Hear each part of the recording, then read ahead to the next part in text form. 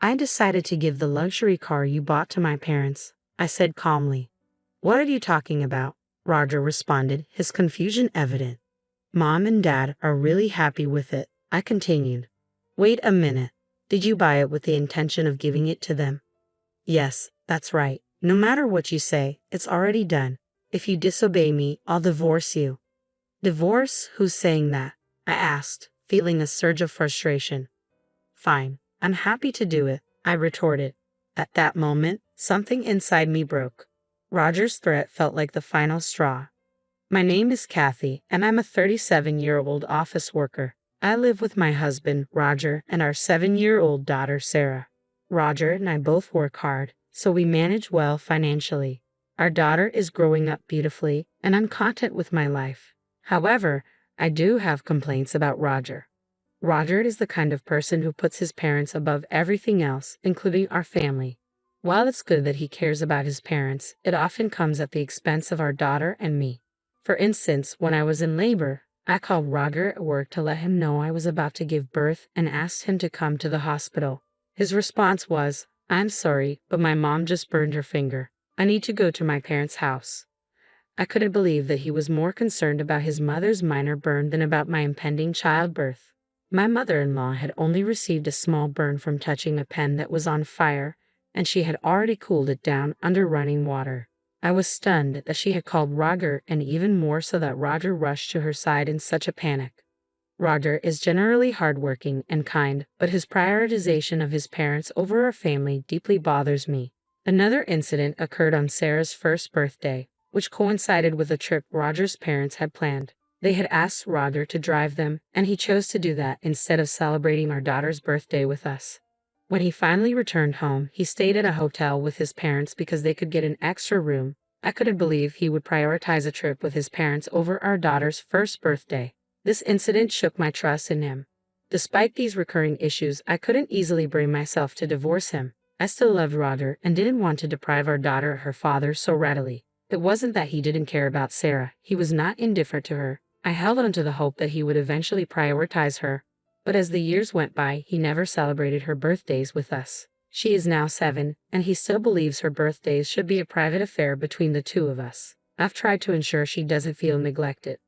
I once considered inviting my in-laws to celebrate our daughter's birthday with us, but they declined, saying it would be too much of a hassle to come over. It's true that it takes about 2 hours by car to get to our home from my in-laws' place, but Roger frequently makes that drive without complaint. Their reluctance felt selfish to me, especially since they always seem to prioritize their own convenience. My mother-in-law's selfishness goes beyond just the inconvenience of travel. She openly expressed disappointment that our daughter wasn't a boy. I wanted you to have a boy, she said. Why did you disobey me? I was stunned by her words. I don't think it's possible to choose the sex of your child, nor do I believe it's crucial to have a boy. Roger's family isn't particularly prominent. It's just that my mother-in-law is old-fashioned and fixated on having a male heir. The real issue is Roger's constant need to please his mother, even at the expense of our family. This tendency is evident in how he neglects to celebrate our daughter's birthdays with us. Roger is more concerned with satisfying his parents' demands than with being present for his own family. When Roger took me to his family's New Year's gathering, my mother-in-law's behavior was even worse. She constantly belittled me, not just for not giving her a grandson, but for various other reasons as well. Kathy, why can't you do things faster? Look, there's someone with an empty cup. Why haven't you refilled it? She treated me like a servant, making derogatory comments about my job in front of the relatives. My son is wonderful, but his wife is a disaster. Her job is just data entry. I don't understand how she doesn't get tired of it. I've told her many times that my job involves more than just data entry. It's an engineering, but she dismisses my work as unimportant. It frustrates me that she also ignores our daughter, giving New Year's gifts to other relatives' children, but not to ours. I'm also upset with Roger for not standing up to her. It's disheartening to see our daughter mistreated and to be ridiculed by his mother while Roger seems to laugh off the insults. He even adds to the humiliation by claiming I'm not good enough, all in front of his relatives. I didn't want to deprive our daughter of her father, so I tried to be patient. However, my feelings for Roger gradually faded. Then one day, Roger asked me for a favor. Actually, there's something I want to buy, he said. What is it? I asked. A car, he replied. I was taken aback. Roger had never shown any interest in cars or anything like that. Why all of a sudden? I just thought it might be nice to get a new one. I drive to my parents' house all the time, and I thought it might be refreshing to have a change, he explained. We live near a supermarket, and I don't drive much. Cars have never been my interest, so I figured I'd leave the decision up to Roger since he would be the main user. Well, it's up to you. You use the car more than I do, I said.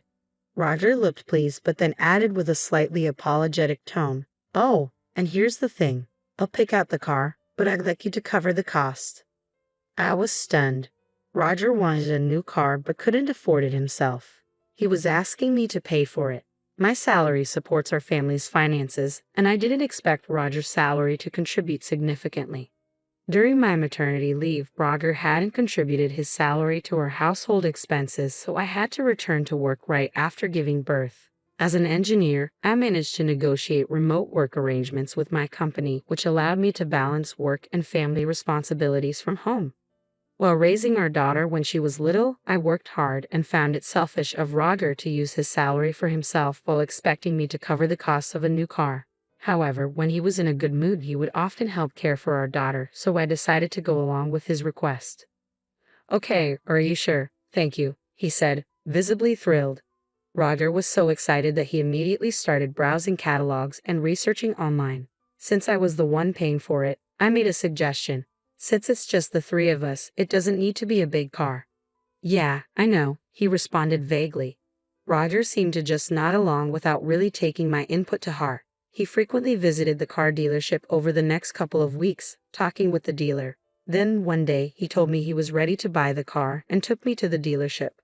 I sat down to wait while he made the final arrangements. When he came over, he handed me the contract and showed me the car, a large luxury minivan. "Oh my God," I exclaimed. "Are we really buying this?" "Yeah, it's nice. I'm really excited," Roger said. "Wait a minute," I protested. "I don't think we need a vehicle this big. I mean, it's a lot of car for just the four of us. Even if we have another baby, this seems excessive." Roger insisted it was a good choice, but I was taken aback by the discrepancy between what I had envisioned and what was presented. "Are we really going to buy this car?" I asked repeatedly, feeling frustrated. "Why do you keep saying the same thing?" Roger snapped. "You're making the dealer uncomfortable." "You're the one who said to leave it to you," I replied, exasperated. I did agree, but that turned out to be the problem. Roger signed the contract, and then the dealer explained the cost. I was shocked by the price. "I can't pay this all at once," I said. "We'll need to get a loan or something." "Fine, I guess I don't have a choice," I replied, feeling frustrated. Roger insisted on having the car registered in his name, so we took out a loan. From now on, I would deposit money into Roger's account to cover the car payments. The car was finally delivered to our house. When Roger saw the car, he was ecstatic. "Whoa, it's so cool," he exclaimed. I thought, if he's happy with it, why not? But then something unexpected happened. On the weekend, Roger grabbed the car keys, and I asked him where he was going. "Oh, we're heading to my parents' place," he said.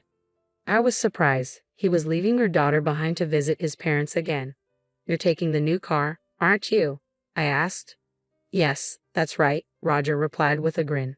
"I had decided to give the luxury car you bought as a present to my parents." "What are you talking about?" I was stunned. "You said you wanted the car, so I agreed to buy it. Now you're giving it away." "Mom and Dad are thrilled with it," Roger said nonchalantly. "Of course, I'll drive you around whenever we go out." "So, you bought it as a gift for your parents from the start?" I asked, incredulous. "Yes, I did," Roger admitted. "You've got to be kidding me," I said, exasperated. "You said you wanted it, so I agreed. If I had known you were planning to give it to your parents, I never would have agreed." "Well, it's already bought and in my name," Roger said coldly. "I can do what I want with it. If you disobey me, I'll divorce you." The threat of divorce was the final blow. At that moment, something inside me, which had been holding me back, finally collapsed. I had been trying to comply with Roger, but my rational mind kept telling me that I shouldn't get a divorce just because of our daughter. Despite Roger's clear preference for his parents over us, I believed he still cared about our family, me and our daughter. But the way he could so easily put us aside for his parents was shocking. How could he think that threatening divorce was acceptable? Who does he think he is? Determined to show him that he's the one in trouble, I resolved, fine, let's get a divorce. What? Roger asked, taken aback. I don't want you around anymore. Go back to your mother and father, Mama's boy. I tried to provoke him, and as planned, Roger's face turned red with anger. Are you making fun of me? He snapped. Fine, let's get a divorce right now. Roger stormed off to get the divorce papers.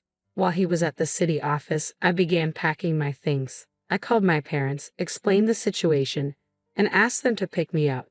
I also told my daughter to pack her belongings. When Roger returned, he had the papers in hand, filled out in a dark, angry scrawl. Without hesitation, I signed my portion. Well, I'll file these, I said, so you can just go. I'm going, even if you don't tell me to, Roger replied with disdain. You're really such a terrible wife, you know. Roger stomped out, his footsteps echoing loudly. I wondered why I had stayed married to someone like him for so long. If I had to go through this, I should have left him sooner. But it was too late for regrets now. I felt a deep sense of relief as I moved on from Roger. From now on, I would focus on doing my best as a single mother. Just minutes after Roger left, my parents arrived to help. Together, we finished packing up our belongings, loaded them into my parents' car, and headed to our new home. In the meantime, I had filed the divorce papers, and our divorce was finalized. It was just a piece of paper, but as I submitted it and realized we were no longer officially married, I felt an unexpected weight lift from my shoulders. Next, I began searching for a new place for my daughter and me.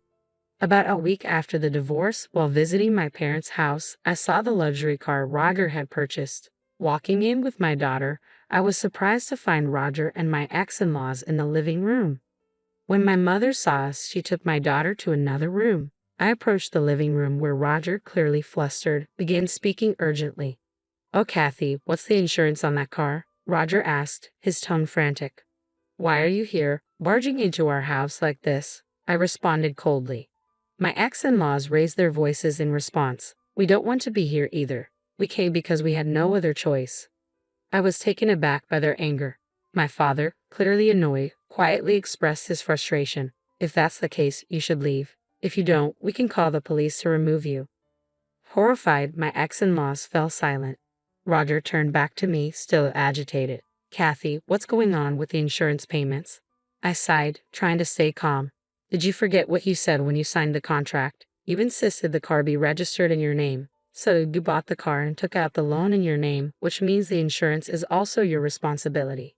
Roger's face fell as he realized his mistake. He had chosen to prioritize his pride over practical considerations, and now he was stuck with the financial burden.